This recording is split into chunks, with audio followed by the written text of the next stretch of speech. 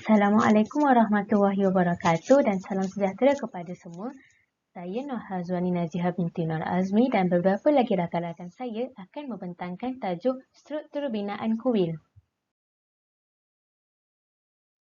Definisi kuil. Kuil adalah sebuah rumah ibadat untuk umat Hindu. Biasanya, kuil digunakan khusus untuk kegiatan keagamaan dan rohaniah. Kuil biasanya didedikasikan kepada satu dewa asas bergelar dewa pengerusi serta dewa bawahan lain yang berkaitan dengan dewa utama. Setiap kuil boleh dibina dengan pelbagai cara, pelbagai gaya dan diselarikan dengan kebiasaan budaya setempat, namun hampir semua berkongsi idea dan tema teras ajaran Hindu. Asal-usul kuil. Pada zaman Veda, masyarakat Hindu menyembah Tuhan dengan menggunakan api sebagai simbolnya. Mereka tidak memerlukan kuil untuk bersembahyang. Kuil-kuil awal dibina dengan tanah atau kayu. Oleh itu, kuil-kuil ini tidak dapat bertahan lama. Kemudian, bahan-bahan yang tahan lasak seperti batu batan digunakan untuk membina kuil. Kuil-kuil Hindu biasanya dibina di tempat-tempat yang indah seperti tebing sungai, bukit, tepi tasik atau berhampiran laut dan juga di gua yang dibina dengan mengorek bukit.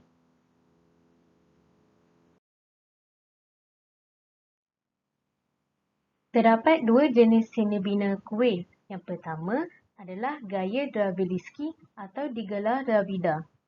Gaya Dravida ini mempunyai menara piramida tinggi dihiasi dengan tiang-tiang ukiran dengan imej raja, Tuhan, pahlawan iaitu gaya selatan India.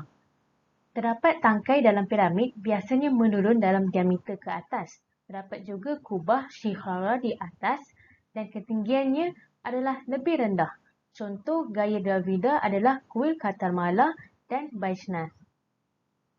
Seterusnya adalah gaya Nagara atau kawasan utara.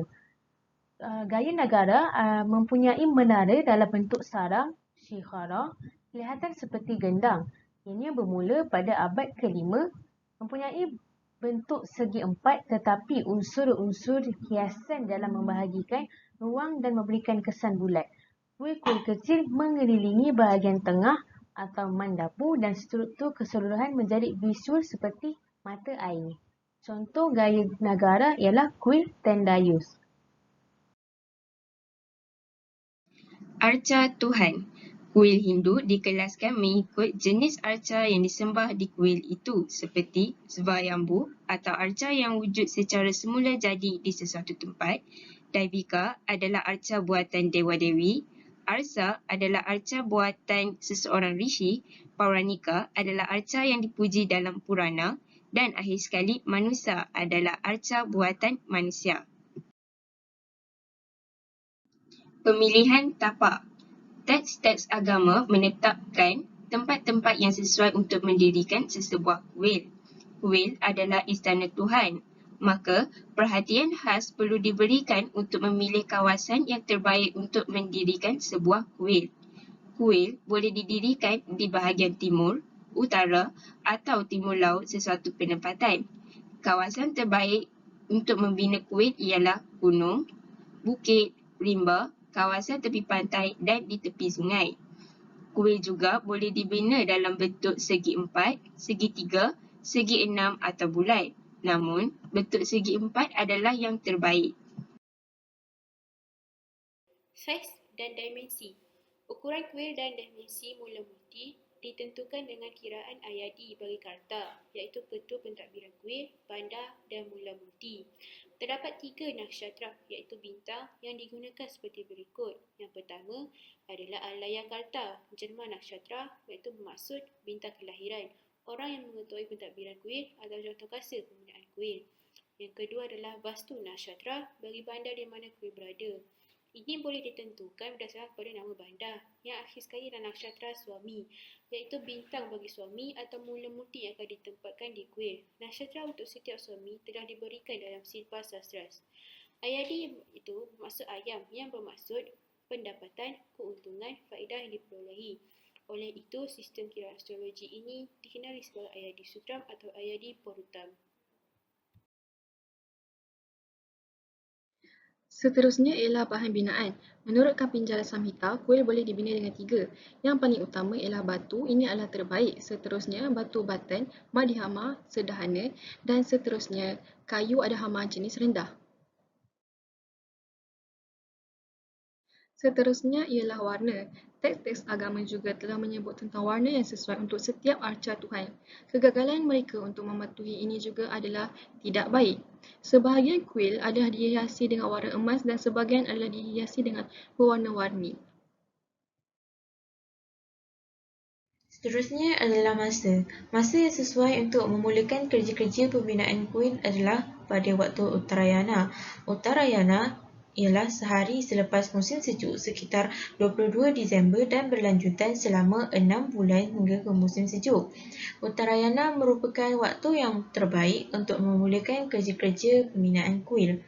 Yang kedua, Dakshinayana, iaitu tempoh 6 bulan antara titik balik matahari musim panas dan musim sejuk.